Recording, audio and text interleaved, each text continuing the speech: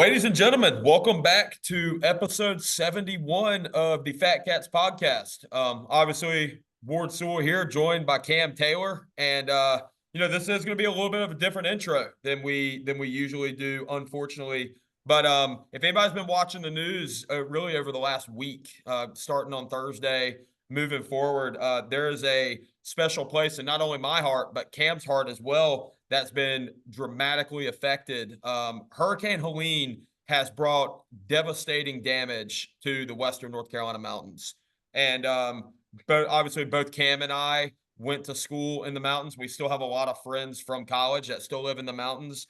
And, it's a travesty about what's going on. And anyway, moving forward, Cam and I have decided, as the Fat Katz administration, Fat Katz admin, have decided for the next 2 weeks to open up our Fat Katz website. Anything that is bought on the website, whether that's hats, t-shirts, jackets, you name it, anything that's bought, 100% of those proceeds, Cam and I are going to donate back to Western North Carolina.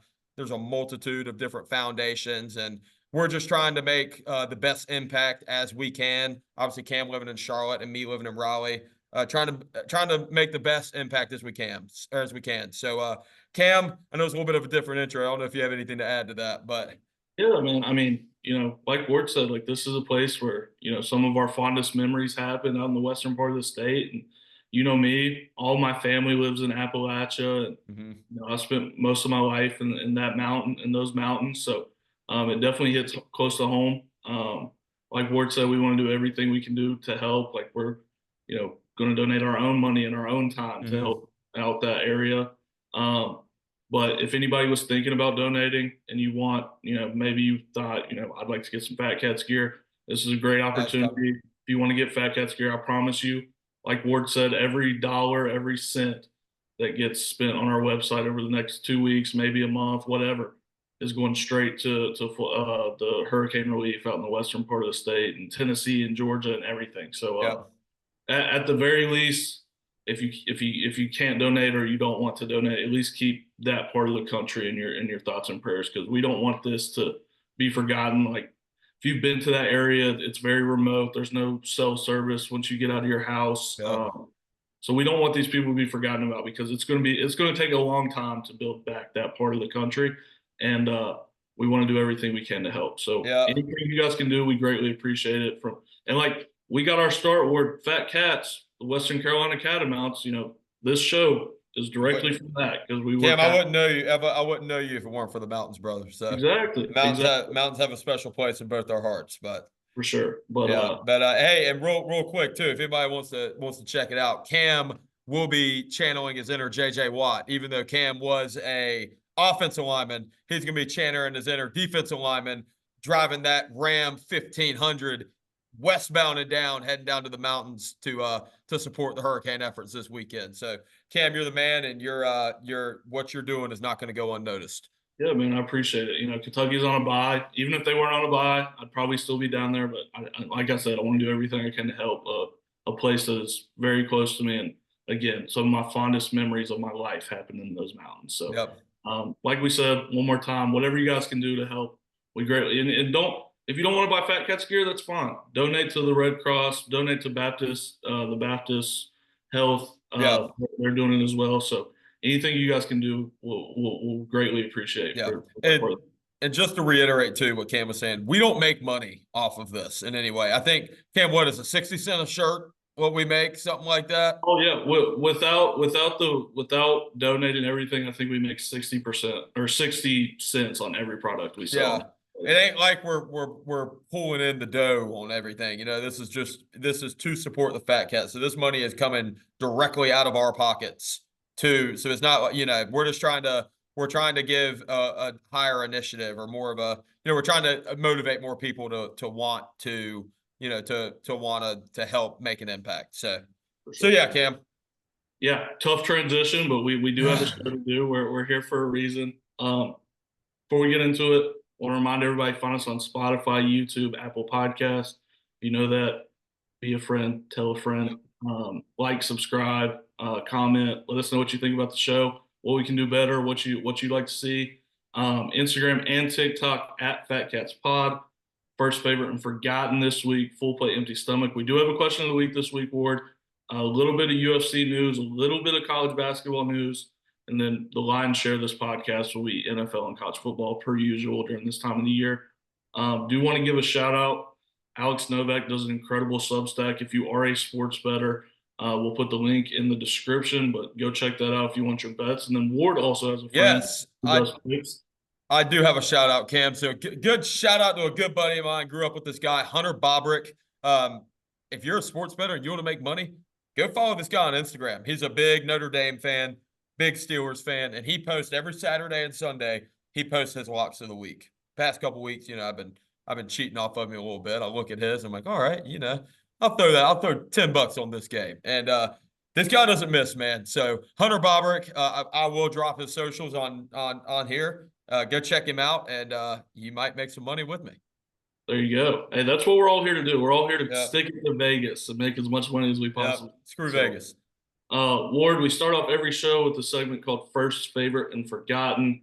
Episode number goes with the jersey number. So the first person that comes to mind that wore 71, your favorite person to wear 71, and a forgotten entity in the sports world that wore 71. Go ahead and start us off, man. I will start us off, Cam. First 71 that comes to mind, went to high school with this guy. He was the #1 player in the ESPN 300 list in the class of 2016.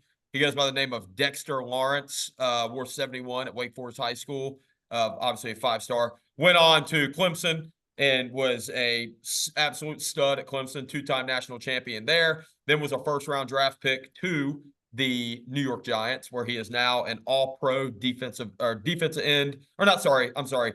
guard defensive tackle. He's actually the highest rated. He's one of the highest rated defensive linemen in the NFL. And two, Cam, a new stat came out. Dexter Lawrence actually broke an NFL record for having the highest amount of double teams on him per whatever. I don't know how many games it's over, but yeah. So kid's a stud. Well, not a kid. He's older than me, but Dexter Lawrence is a freaking stud. Yeah, sexy Dexter. Not to mention also the highest paid one technique in the history of football. Mm-hmm. Where did he wear 71 all 4 years of high school? All 4 years. We couldn't have got him a better number. The only jersey that would fit him.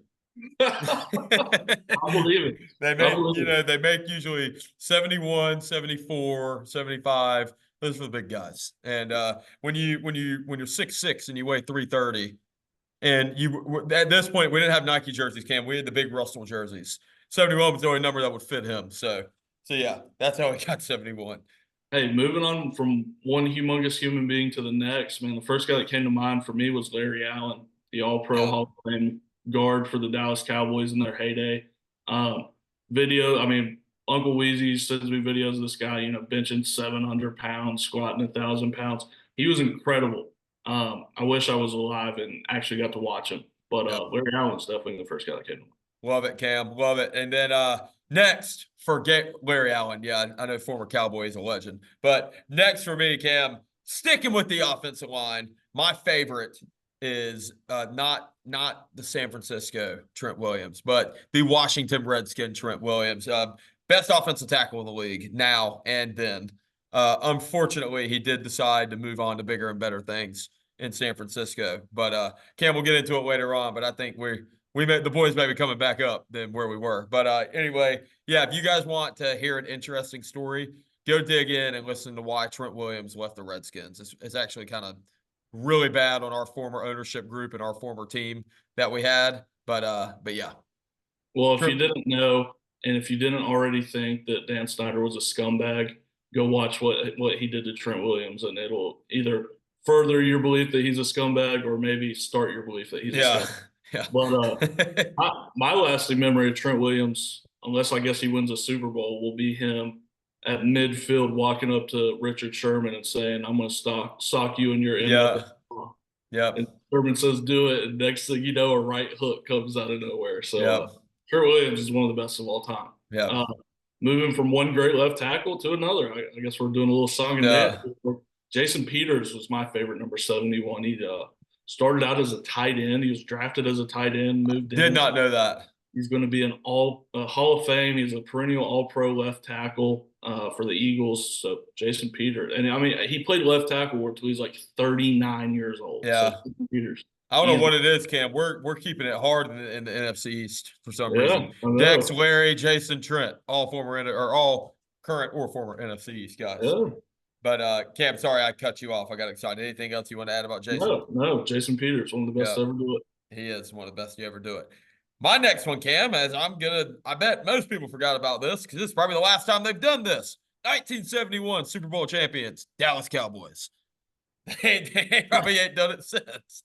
No, that's not true. They did it in the 90s. They beat the Steelers in the 90s. I'm just kidding with you. Yeah, but Dallas Cowboys won it in 71. We're getting off track early here, but I was talking to one of my friends who was a Cowboys fan, and there's like two moments that if they don't happen, like we think of the Cowboys as probably one of the worst franchises in sports history. Yeah. If the Steelers don't look at the NFL and say, we're not America's team, we're the Pittsburgh Steelers, and they go to Dallas and say, okay, you're America's team now. If that doesn't happen, we're probably in a worse spot as the Cowboys. If the Minnesota Vikings don't give up every player worth a damn and a gazillion draft picks for Herschel Walker to basically build the 90s Dallas Cowboys. Oh, crap. I don't know where we're at for Cowboys, but it did happen. Cowboys, since the 90s. If you grew up in the 90s, being a Cowboy fan has to be fun. But who would you say, Cam, I know this is off track, outside of Herschel Walker? Obviously, Herschel Walker was one of the best players to ever come out of college and not do anything in the NFL. Who would you put in that same category? Like a Johnny Manziel? I've got my answer off the top. Who? Reggie Bush. Reggie Bush was good, though.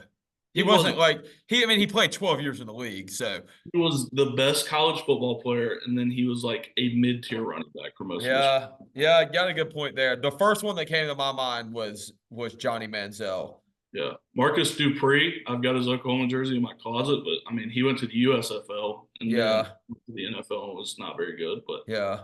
I'm just trying to think if there's anybody else as highly rated as Herschel Walker that just didn't play out in the NFL at all. Like, what top few picks over the last few years have sucked? I know it's still early on, who you could possibly make a case for is Trayvon Walker. He's playing not very good his first couple years. I know he's still so young, though. But he wasn't the transcendental. I know. Transcendent star in college football. Like, it's hard to, a guy that transforms the game. Tebow, besides the playoff win against the Steelers. Yeah. That may be Broncos legend Tim Tebow. The Herschel Walker trade also made me think of the Ricky Williams trade, which Mike Ditka gave up. I think it was 4 straight first rounders, 4 straight second rounders, and 4 straight third rounders to get Ricky Williams on the Saints. I wonder if that's worse than the Bryce Young trade for Carolina Panthers. Well, if you guys would have drafted well too, think about it was you guys. The picks you guys traded for RG3s up there. Yeah, we gave up 4 first rounders. We didn't have a first rounder until 2016. But moving on, we got way off track there. My forgotten number 71 is Mr. Fumble the Bag, Dennis Scrotum. He wore 71 for the Celtics award. Interesting. Yeah, he's one of 4 players in NBA history to wear the number 71. Love the stat, Cam. Love the stat. But we move on. Full plate, empty stomach. Full plate, somebody who had a good week in sports. Empty stomach, somebody who had a bad week in sports. Ward, go ahead and kick us off. Let me start us off. I want to start out with the Lions last night. Cam, I don't know if you got to watch that jersey. Not only did Jared Goff tear it up, I don't know if I said watch that game or watch that jersey. Lions jerseys were pretty cool. I want to throw that out there. I thought the Lions jerseys were sweet last night. Some people, I don't think I've heard anybody that didn't like them. That's all they've been talking about on ESPN this morning. But my first full plate, I want to give it to the Detroit Lions, not only for their performance, but the jerseys that they pulled out last night. Jared Goff, one of, I think, 2 quarterbacks in NFL history. 18 for 18, right? He had 2 straight weeks where he had 10. He went 10 for 10 or better in a game. He was 18 for 18 last night. Caught a touchdown from Amon-Ra straight down. It was a very fun game. Yeah. My full plate award is going to Big Bam's Baklava. I don't know if you guys know, but that is the team name of my fantasy team in our Highwoods Hooligans League with all our college buddies. Ward, I don't know if you remember this. On draft night, I drafted both Jahmyr Gibbs and David Montgomery. Mm-hmm. And I was called a fool for weeks leading up to the season.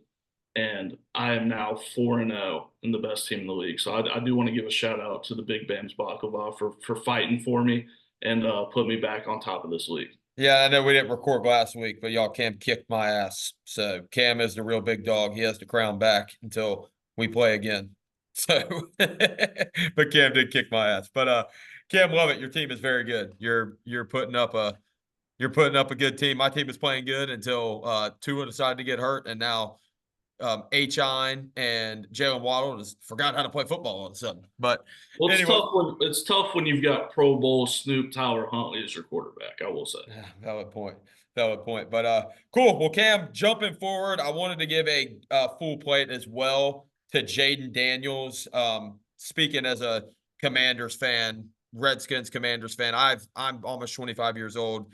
I saw half a season with RG3 where, you were like extremely excited about a quarterback. But man, it's hard not to be excited about this guy right now. The way we beat Arizona this weekend, we went to Arizona, beat them 42-14. We beat Cincinnati on the road, Monday Night Football last week. And this couple stats about Jayden, couple stats out there. In 4 games, he's had 23 scoring drives, okay? He's only had 19 completions. So he's had more scoring drives than he has had completions. His incompletions. I'm sorry. Thanks, Cam. His throwing or completion percentage has been 85% average over the last 2 games. And he has the highest completion percentage in NFL history through 4 games. And Tom Brady was at number 2, and Jayden Daniels just took the number 1 spot. So if you guys have not had a chance to see this guy play yet, he really, truly is special. And I highly recommend go check out 5. He's pretty damn good. He's incredible. Yeah. I almost put him on my full plate, but I do want to give a shout out to Cliff Kingsbury, man. Going back to Arizona where he used to coach and beat the hell out of them. Yeah, the Cardinals Canyon, you come in and run the same offense and hang 42 on them. It's pretty impressive. And there's nobody I'm more excited for than Scary Terry McLaurin, because he's done it the right way, Ward. He's not, demanded trades out through all these poor quarterback play. He's grinded it out. He's signed a big contract. He stayed through it, and now he's finally getting the benefits of having what seemingly is a franchise quarterback. So yeah, I'm super excited for your Commanders. Me too, dude. Me too. I think it's too good to be true. I'll get into it why in a little bit, but yeah, me too, brother. I have another full plate, and this one's going to Ashton Jeanty. He's the Boise State running back, Ward. This guy's going to be in New York City. He's not going to win the Heisman because he plays for Boise. Yeah, he's good. He's got almost 900 yards and 13 touchdowns through 5 games in college football. This guy is incredible. He is one of those backs that, like, even I look at and I would spend a first-round pick on that guy. He is incredible. Yeah.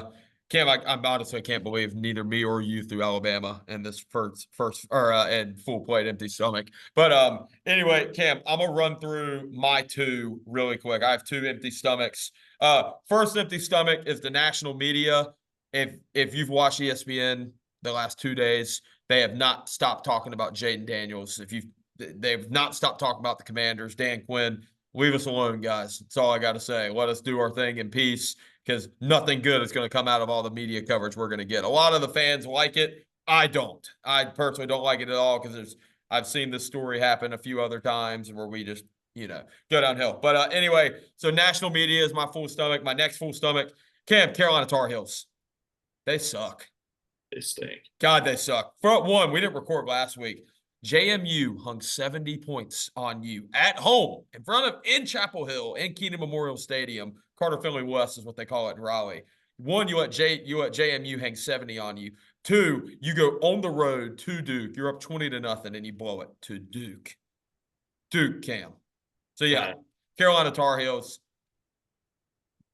Not only did JMU hang 70 on them, Ward, Matt Brown quit after the game. He told his players he was done, and they were like, "No, come back. Like, we'll fight for you." And then you go blow a 20-point lead to Did he actually quit? Yeah, that was the reports coming out that he said that he just couldn't do it anymore. So if you're a head coach of North Carolina Tar Heels, or like the Kentucky Wildcats or the NC State Wolfpack, what do you tell your team after a team like JMU or ODU or like Appalachian State comes to your home field and hangs 70 points on you. I don't know. Well, I mean, what do you do? Just Especially be like Carolina, bring in big dog Mac Brown, former national champion. 4 out of the top 5 recruiting classes in the country. What do you tell what do you say, Cam? I don't know. I don't know if I don't either. I don't know if you throw away the tape or if you make it the worst week of practice. whatever he did obviously didn't work. We'll say that. I think Mac is not back. I think Mac's probably gone after this year. I guess. I would be surprised if he is coaching Carolina next year. But my empty stomach word is Matt Sulka. We didn't get to cover this last week, but he redshirted at UNLV because they didn't pay him his full NIL money that he thought that he was owed.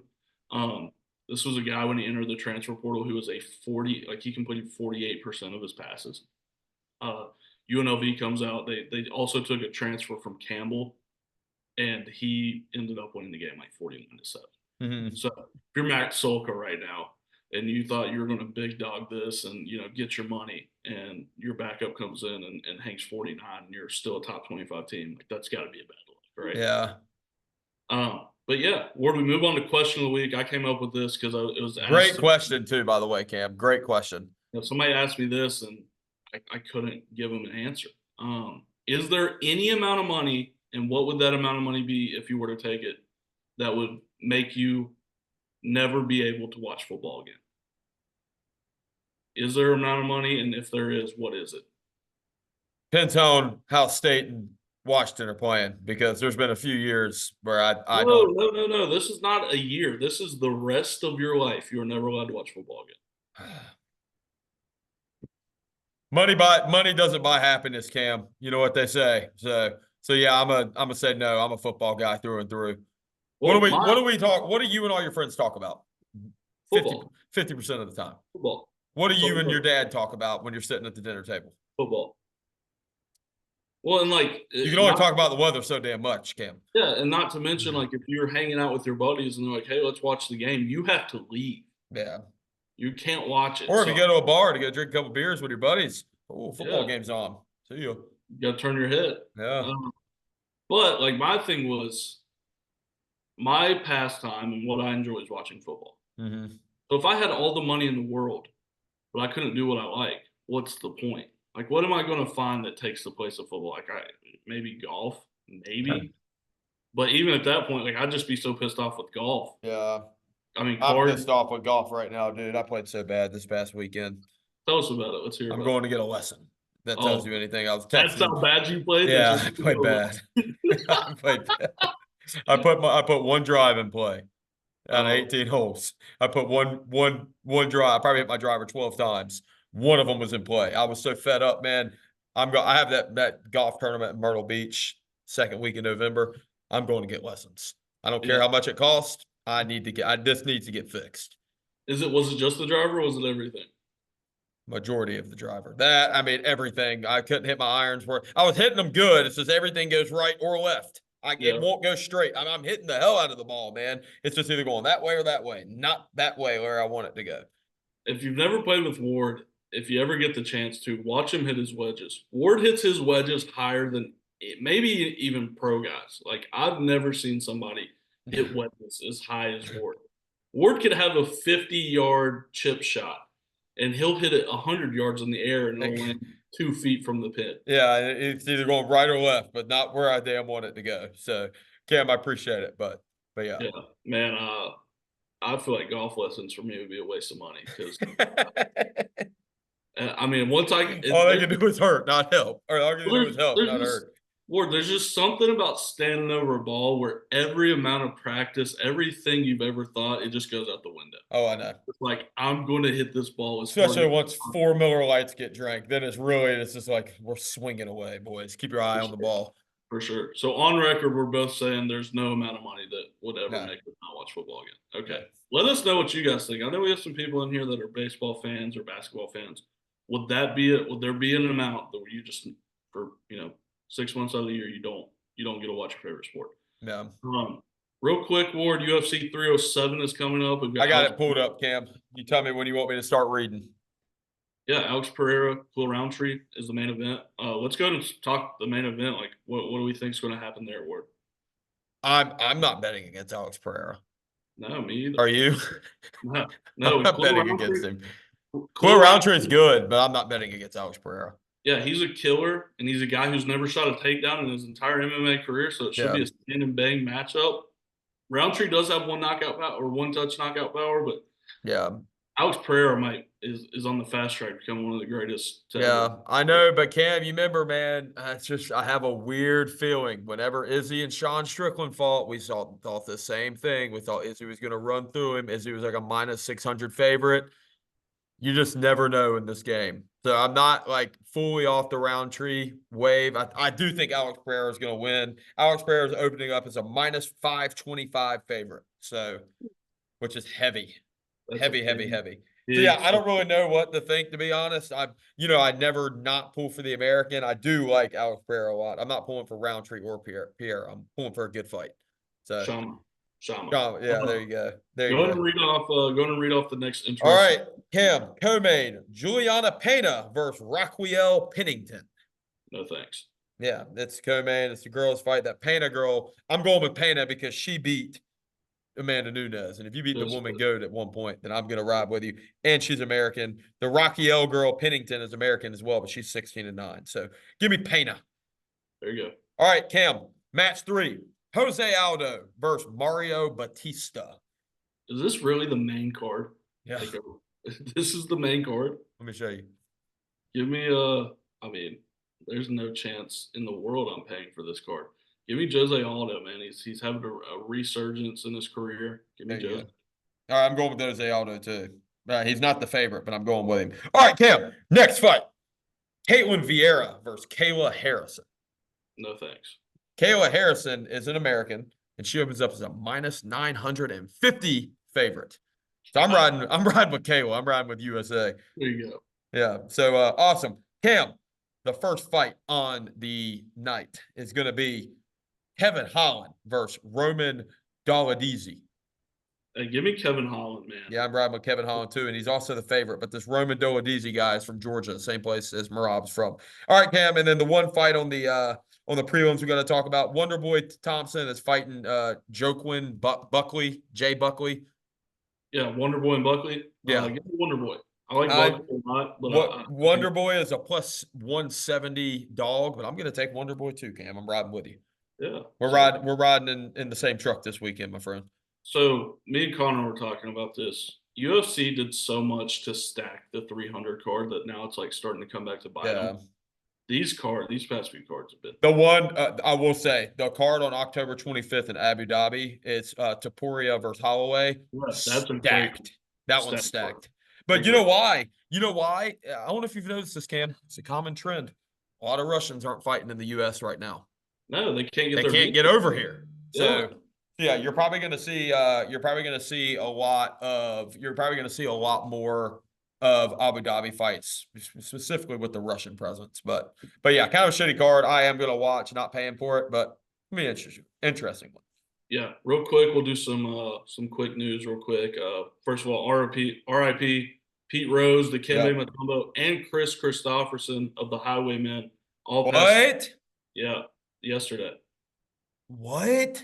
You didn't see that? No. So Willie's is the final member of the Highwaymen to be on this earth. So yeah, because Waylon Jennings dead, Johnny Cash is dead, Chris Christopherson died. I didn't know that. Damn, rest in peace. I think it was yesterday or Sunday. So 3 legends of their respective spaces all passed away. So RIP to those guys. And hey, real quick, Cam, why is Pete Rose? Everything I see was like controversial. Pete or MLB star.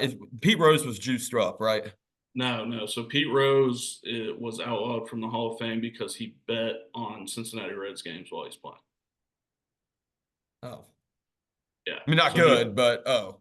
Well, he always bet on the Reds to lose to win to my knowledge. Oh, well, I mean, yeah. I mean, so he's betting on his own team to win. He's not allowed in the Hall of Fame. And like now the thing is like all of these companies that are all these, sports shows that are putting it out, covering it, are all sponsored by sports books. ESPN is sponsored by sports books. FS1 is sponsored by sports books. So it's very and like even like since the Cincinnati Reds Stadium has a sports book in the stadium now. So like Pete Rose, I guess, was ahead of his time on this whole gambling thing. But like it's like if we're really bought into gambling this much, why is a guy that gambled on his own team to win not allowed in the Hall of Fame? Yeah, valid point, Cam. Valid point. A lot better than juicing, in my opinion. And one more piece of news, Ward. Gonzaga. I don't know if you saw this. Gonzaga has officially joined the Pac-12. Saw that, dude. Hey, hats off to Gonzaga, finally. So they're not going to play football. No, they don't have a football. It's just basketball. Just basketball. Who is the Pac-12 now? Did BYU officially join the Pac-12? No, BYU is in the Big 12. So the current Pac-12 is Washington State and Oregon State, and they're trying to rebuild the conference from those two teams. Wow. So it's the Pac-2 now, I guess. So BYU's or not BYU? So like Boise State's not showing any interest, or so Boise State. And what about Utah or like UNLV? Are they neither one? I know Utah is Big 12, right? Utah's in the Big 12. UNLV is in the. Are they still Mountain West? Mountain West, yes. Really? I'm surprised you're not targeting like a Colorado State or like a Nevada Wolfpack or. I think the reports came out. It's Boise, like you said, UNLV, Tulane, Memphis, and a couple more Like you got to think about it, man. Like if I'm not a Power 5 school, now it's the race to go Power 5. If you have an opportunity to get Power 5, even if it's Pac-12, go. Well, everybody's just chasing the money. Yeah. Dude, Fresno State. Yeah. They're in California. San Diego State, like San Jose State. Boom. Yeah. I mean, if you're the Pac-12, you just got to get schools in the conference. Even Hawaii. You can go get Hawaii. Hey, speaking of that, Hawaii's not in the video game, are they? They are. They are? Okay, never mind. Yeah, I just haven't seen them yet. Actually, for work, we have them as a client, and I had to simulate their stadium so I could see all of their assets. Oh, nice. So, yeah, they are in the game. Nice. Real quick, Ward, we're going to save this Jayden Daniels for right before we get to football. Did you see the Virginia Tech Miami ending on Friday night? Yes. How crazy was that? I personally thought I wasn't watching it live. I fell asleep because it was in the middle of a post-hurricane, and where I was staying at my girlfriend's house did not have power. But yeah, I am not going to lie. I initially thought that Virginia Tech won the football game, but I don't know.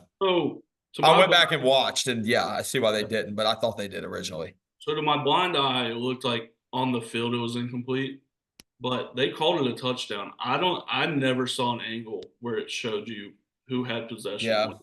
I could not believe that they overturned it at that point, but like I said, I thought it was incomplete on the field. Yeah. Funny stat, Ward, that crew that overturned that in Miami's favor is the same crew that let stand the play against Duke for Miami when they threw all the laterals. Yeah. Wow, I didn't know that. So same staff, man. Maybe something. ACC crew, man. Do you think the ACC made a phone call? No. You don't think so? You don't think they saw? I don't believe in the sports conspiracy, so no. Okay. I could be talked into the head offices in Charlotte said, "Hey, let's this football game." Yeah. But Ward, what you've been chomping at the bit, I've seen you eyeballing this since I typed it down. Jayden Daniels the rookie of the year in the NFL this year. I mean, is there another rookie that's like Malik Neighbors is playing good, but there's nobody in. Jayden Daniels is arguably the best quarterback in the NFC right now. The way he's playing, I mean, not arguably, statistically wise, he is the best quarterback in the NFC. But I mean, I don't know.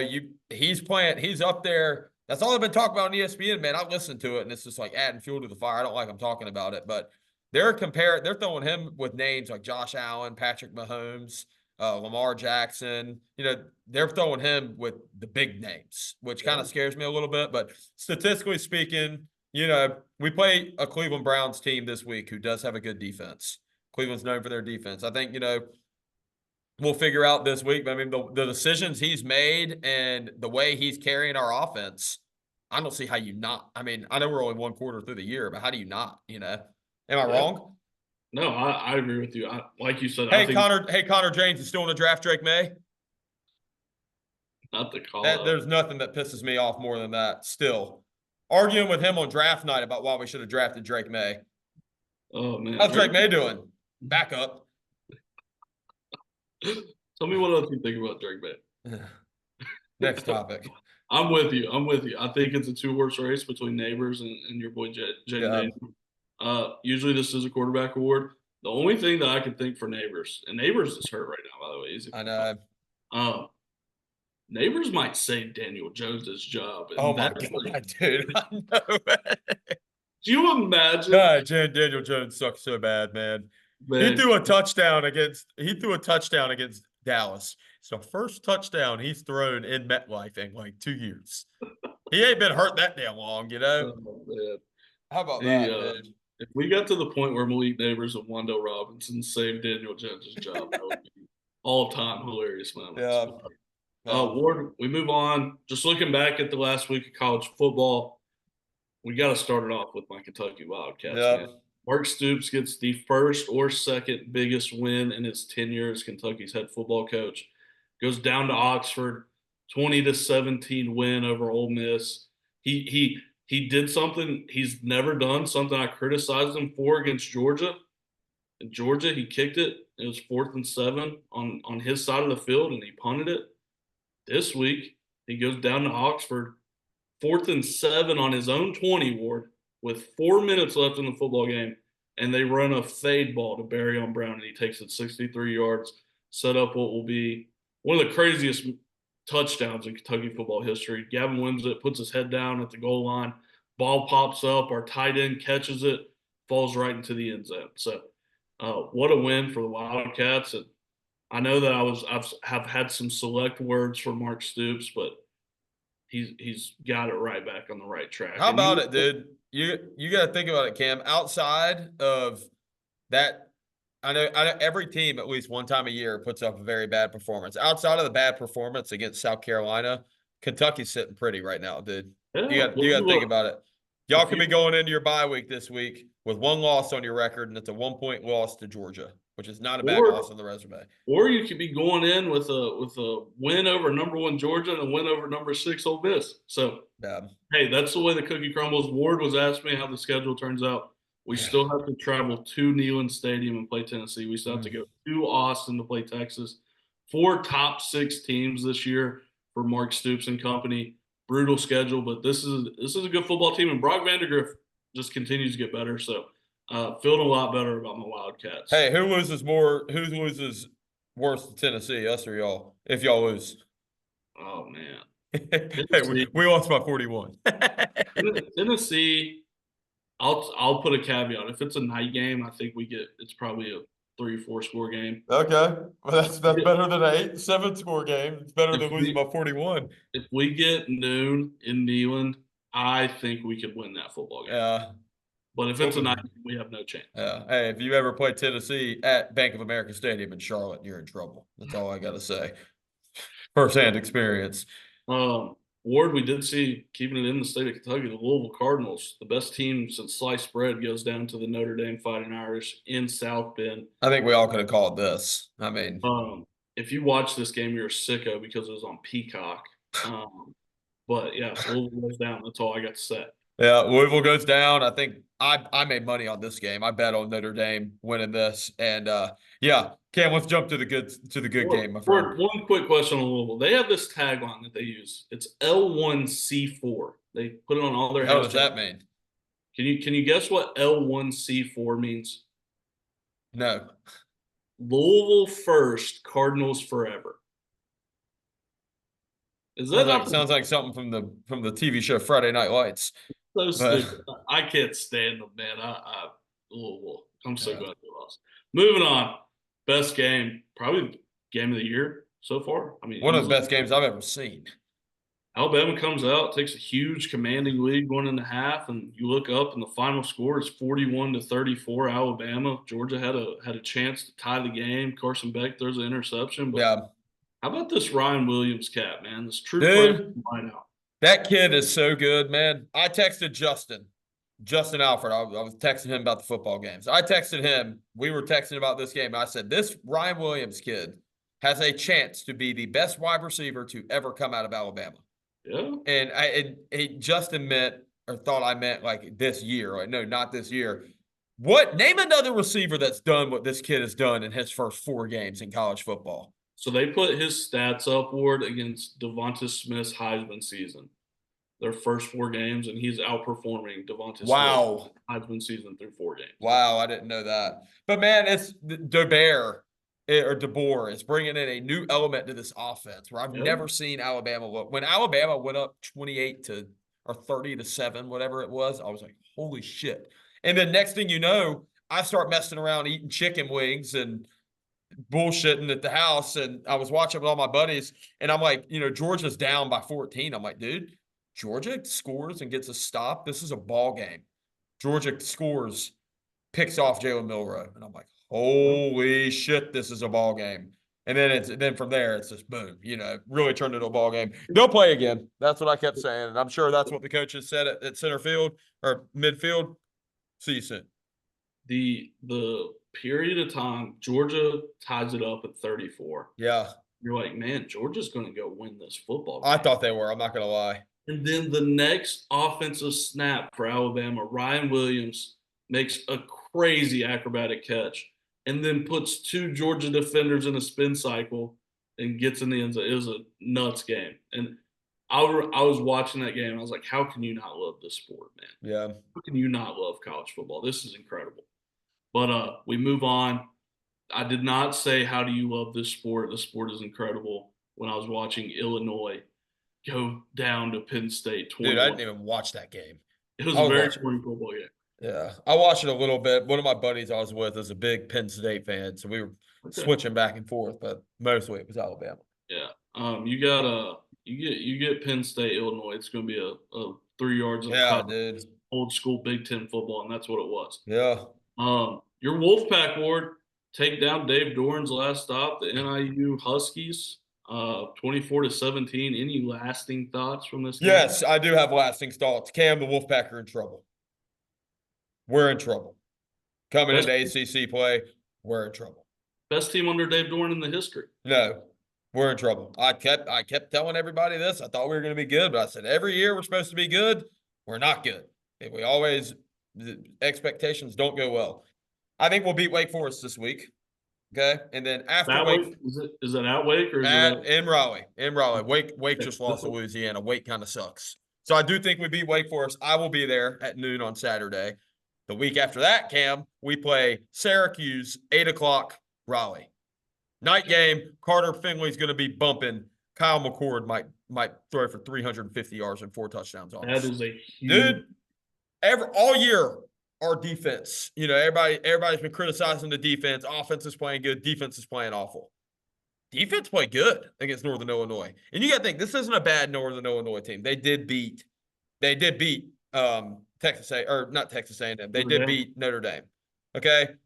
Offense, man, we could not do anything with the ball. We couldn't do anything with the ball. We tried our best to give away that football game. 5 minutes left in the game, Cam.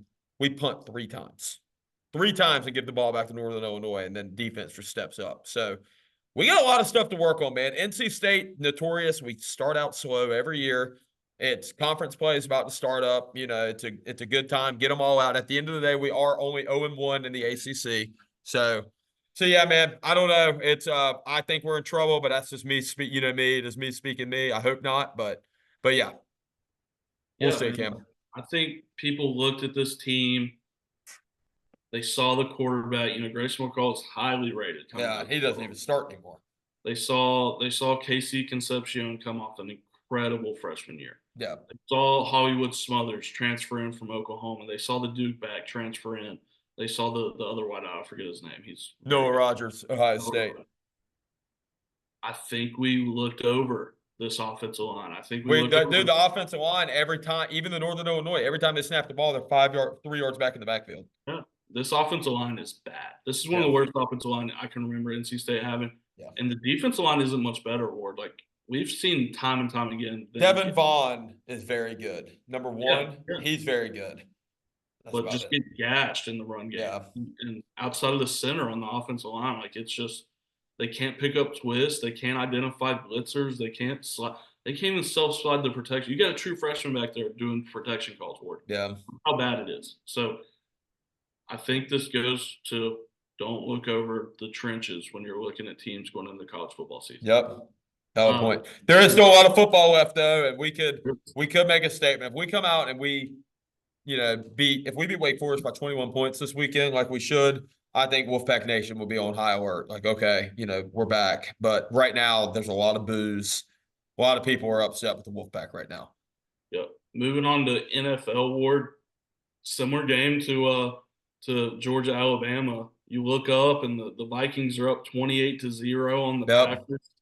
Final score of 31-29. Although it was not that close, but the Vikings looked good until the Packers turned it on. But they looked really good. Vikings might be legit, dude. The Vikings might actually be legit. I don't know the way their quarterback's looking. Justin Jefferson's playing really good. Jordan Addison had a game. They look good, dude. Aaron Jones, and I know he's on your fantasy team. He's playing great. Not anymore. Oh, did you trade him?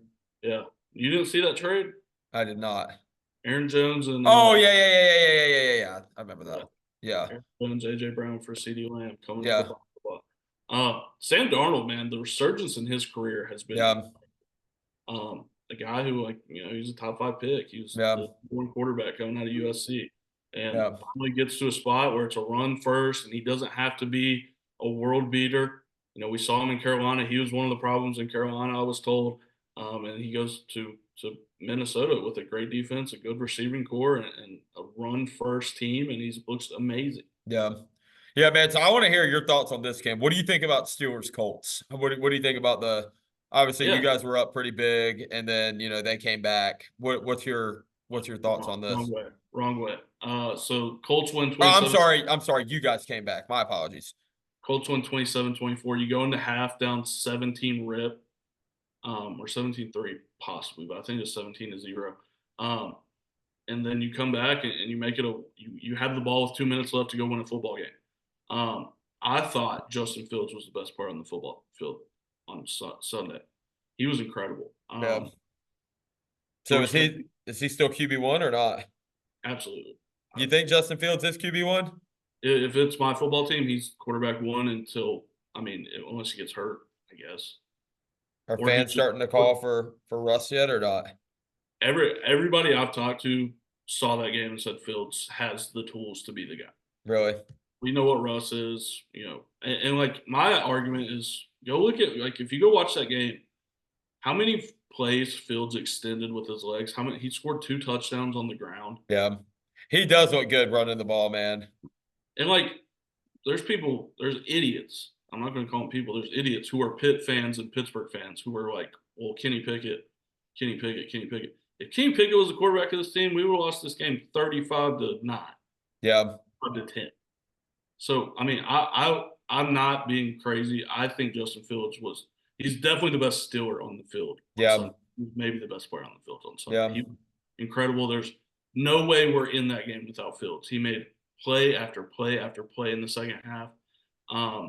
It was just unfortunate the way the last drive went. You get a bad snap from your rookie center and just throws the whole drive off. Najee, who is a veteran back in the 2-minute, doesn't get out of bounds on the sideline and cuts the ball back upfield. So just a comedy of errors. The defense was bad. You look at this game and you say, throughout the season, people say, why does Highsmith get paid so much? Sunday was why. Because Herbig is awesome in pass rush, but every time they had the chance, they ran straight at 51. If you have 56 in the game, that doesn't happen because he's incredible in the run game. Yeah. I will say, though, Cam, too, is I don't think there was a lot of people that were expecting the Steelers to be 3-1 through 4 weeks, including me. So, there could be – I know obviously there's a lot of critique and stuff going on, but overall – And an underrated part of this game, obviously they were up with Anthony Richardson, but you game plan for Richardson. They finally start to slow the offense down. He gets hurt, and then Flacco comes in. Yeah.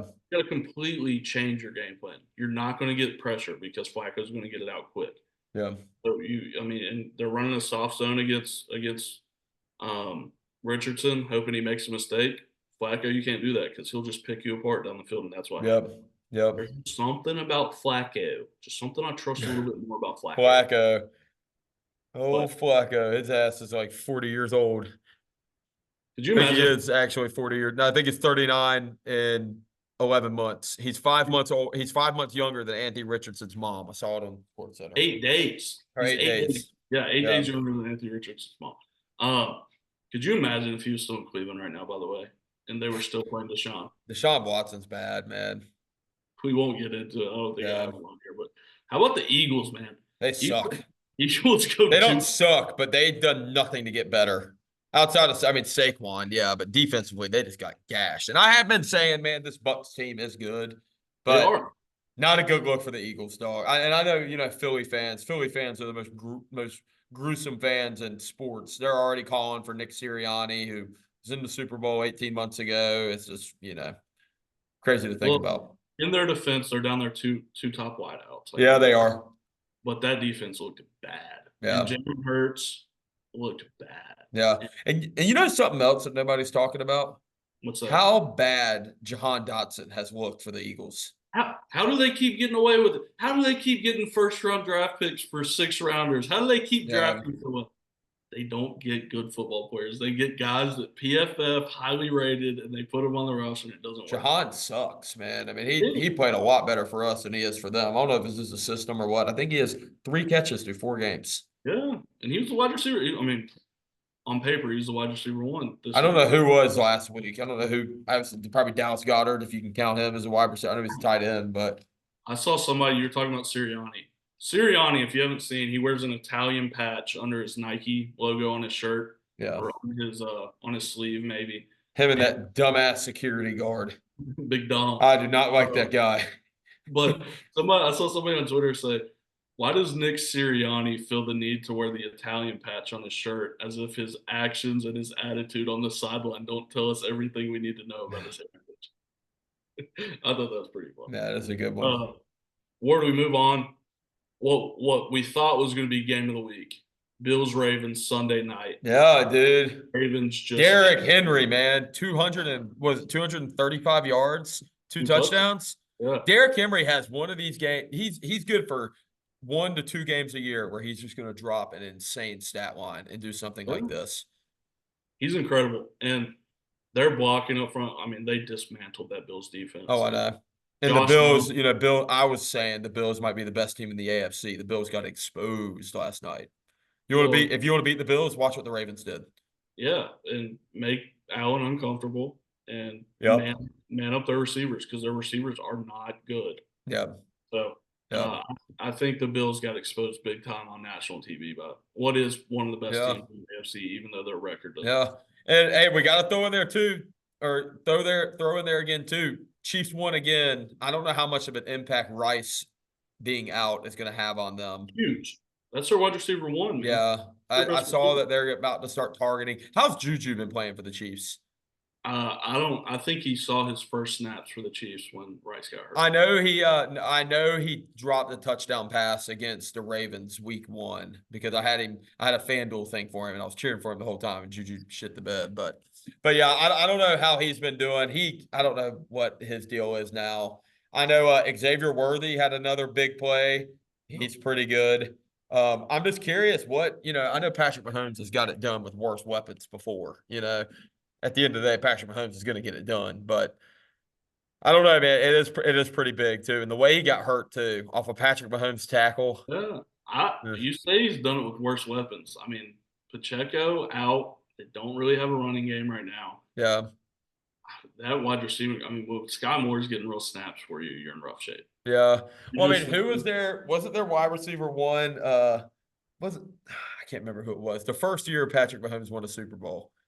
I keep wanting to say T.Y. Hilton. Didn't he play for them at one point? Or am I tripping?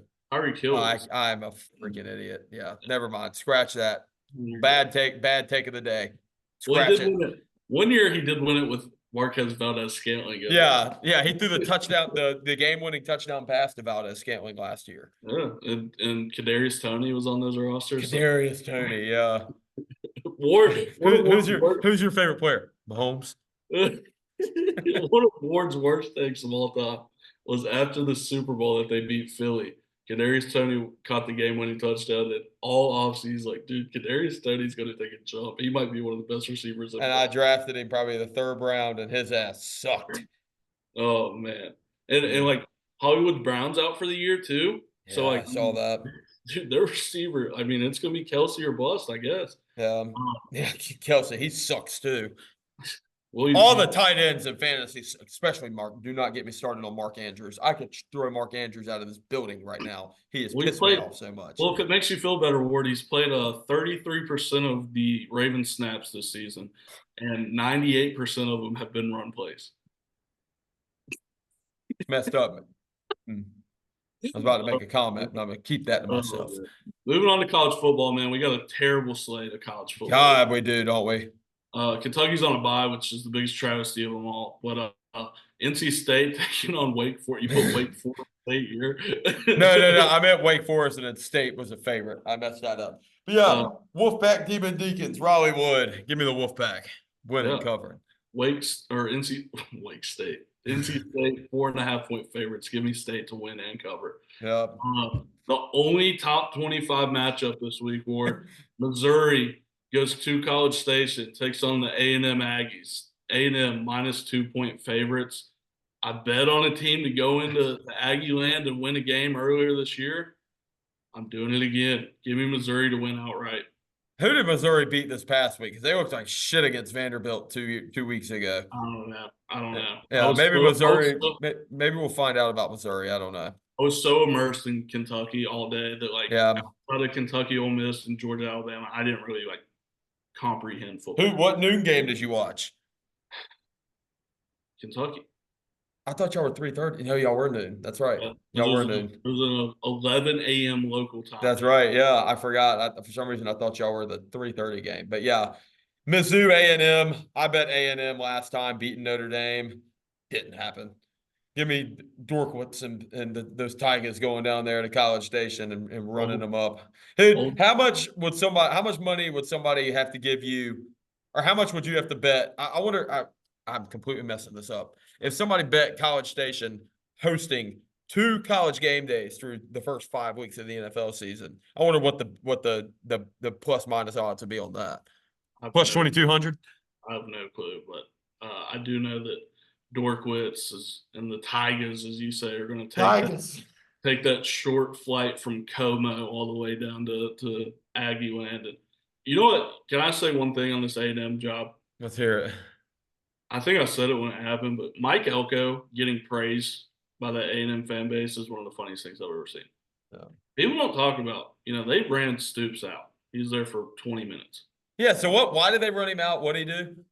Well, they just weren't excited about Stoops being the head coach. You take Stoops. Right. They were about Elko. Former DC under Jimbo Fisher. Won a national championship at Florida State, by the way. Yep. It's a historically bad football program and turns them into a good program. Mike Elko, former DC under Jimbo Fisher at A&M, no national championship, takes a Duke team who is a perennial bad football team, turns them into a good football team, and they're more excited about the second guy. I don't get it. But anyways. Elko kicked State's ass last year. I was there. They beat us 24-3. I like Elko. I thought it was funny. I will say, in Elko's defense, though, one of my good buddies' brothers played for him. He used to be the DC at Wake Forest University. Mm-hmm. And said it's the best coach that he's ever played for. Like he's incredible. Yeah, he's an incredible coach. Apparently, he's an incredible motivator too. Like players want to play for that guy, apparently. But moving on to NFL award week 5 preview, or week 4 preview. Yeah, whatever week it is, the upcoming week. Yeah, it's week 5, I think. Because Stewards are 3-1, so week 5.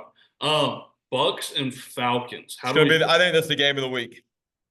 I think it's the game of the week because the Falcons are obviously legit. They just beat the Saints. The Bucks are legit.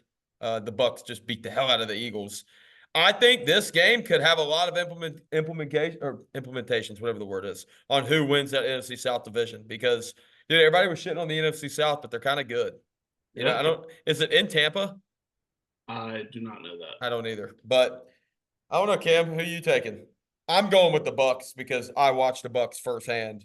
And also, hey, stat line too, if you need a player to play and like if you do FanDuel or player props or anything like that, Mike Evans is at 97 career touchdowns. He's this close to 100. So there's going to be an extra initiative to get him the ball. So FYI. Well, if you need to save some budget on this game, Ray make a play McLeod for the Falcons. Number 34, he plays wideout, has gotten the lion's share of the targets for the Falcons this year. Wow, I didn't know that. Young Hoku, by the way, that field goal he made last week to win that football game for the Falcons was incredible. It's so cool. Every time he kicks it, they go, ooh. Yeah. Take two word kickers are getting too good. They're getting too good. Depends on the team. Well, there's been like one miss in the NFL of 50 or more. That's crazy. Yeah. But moving on. You know who it was? You know who's the only one to miss from 50 or more? I do not. The GOAT at kicker, Justin Tucker, week 1. Hey, he's kind of washed now. I know he's kind of fallen off a little bit. We got your Commanders going. I think the Browns are coming to you guys, right? Coming to DC. That's the most packed you'll see. It's not FedEx Field anymore. Commanders Field. That is the most packed out you'll see Commanders Field that it's been in a long time. Isn't it Northwestern Mutual? Northwestern. No, it's Northwestern. It's named after a casino up there. Oh, okay. Yeah. Gotcha.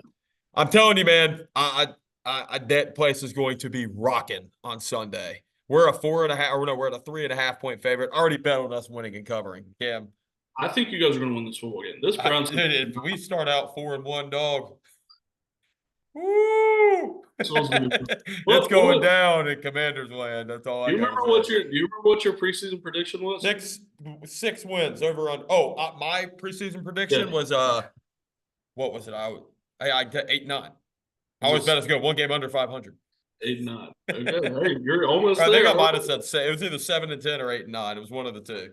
Yeah, I think the Commanders. Hey, guess what? We have now won more games through week 4. Or no, we're tied with 3 wins through week 4 than we had in all of 2023. I know. Hey, Sam Howell. Jayden Daniels effect. Yep. Where is Sam Howell still in Seattle? Yep, he's the backup in Seattle to Geno Smith. Hey, shout out, man. Hey, it's not even Sam Howell's fault. It's Eric Bieniemy's fault. He sucks. Hey, there was a time where Ward Sewell was saying that. I was fully on the Sam Howell wave, and I was sad when we got rid of him. I liked him a lot. He has a ton of potential. He's going to go somewhere. If he gets a chance, he's going to be a stud. Ward, got to put him in the right system. I was the same way with Kenny Pickett, man. There's no shame in it. Yeah. Any franchise. Bills Texans. Bills look to bounce back. Big game. Big game. I don't know what the spread is, but the Bills. I don't know what the spread is either. Let me tell you. Bills are going to Houston. I think this is a game that C.J. Stroud wins fairly convincingly because the Texans are so much better of a team than the Bills top to bottom. Let's see. NFL. All right, who do you think is the favorite, Cam? You tell me. The Texans are 2.5 point favorites, if I was guessing. Buffalo is a 1 point favorite. Oh wow. Yeah. Money line it's a pick 'em. I'm hammering Texans money line before that line moves. You're crazy, dude. I don't know. Depending on where it is. You think the Bills are going to Houston and winning that football game? I don't know, man. The Bills you can't ever take Josh Allen out of a ball game. Yeah. And Stephon Diggs too. I wonder what his over under is. Yeah, revenge. Interesting money line. That's an interesting line. Where we move to Cowboys going to Pittsburgh to play the Steelers. I think the Steelers win this football game fairly convincingly. And Pittsburgh too. I think y'all do too. Yeah, I don't think that defense can hang even with what has been so far a fairly subpar offense. And I think the Cowboys are just crazy enough to give TJ Watt time to get back there and get some sacks. So. Cam, there's a saying in baseball that for pitchers that if you hang them, they bang them. Talking about a curveball. I think the Cowboys are going to come in and they're going to hang them, and the damn Steelers are going to bang them. Go Steelers, black and gold. Hey, bang them Steelers. That's our there you go. Panthers. We have Panthers Bills here. That's not right. That is not right. Skipping the Panthers. We don't care about the Panthers anyway. Saints. Who do the Panthers play? I did mess that up big time. Buck. Or no. Hold up. All right, never mind. I can't find it now. That's fine. Saints Chiefs, Ward. What's your Bears, Panthers, Bears. I'm sorry, Panthers, Bears. I do like to talk about the Panthers camp because they're the hometown team. Give me the Bears. So Bears. The Bears are a 4-point favorite. I'll take the Bears too, unfortunately. And Andy Dalton Magic's about to run out. I don't think that this is a good football team. Yeah. Still. So yeah. Chiefs, Ward, what's your thoughts on this game? And then we'll close it out. Is it in? I think it's gonna be a good game. Let me see where it's at. It is. Oh, it's on Monday night in Kansas City. Monday night. Kansas City's a -5 favorite. I don't see. I think there is going to be. I don't. The over under is 42. That's a little interesting. It's a little low, but I don't know, man. I'm personally riding with the Chiefs. I'm not betting against Patrick Mahomes. I don't think the Chiefs lose this game. Yeah. Unless we get week 1 or week 2, New Orleans Saints, and then it'll just be a shootout. Yeah. Yeah. Ward, that's all we got, man. Want to remind everybody one more time: Spotify, YouTube, Apple Podcasts, Instagram, and TikTok at Fat Katz Pod. Don't forget, every dollar, every cent that goes to the Fat Katz gear. If you want to find that, it's in the link in my bio and the Fat Katz bio. Every cent, every dollar that goes to that, we will directly send for hurricane relief out in the western part of the state. We appreciate you guys listening. And Ward, do you have anything else before we get out of here? I think that's it, Cam. I think you closed it up pretty strong. Thank you guys for all the support as always. Episode 71 in the book, and we'll see you for episode 72 next week. Pleasure as always, my friend. Hey, hopefully the Wolfpack and the Redskins win. Hopefully the Steelers win this week. Peace out, brother. Yeah.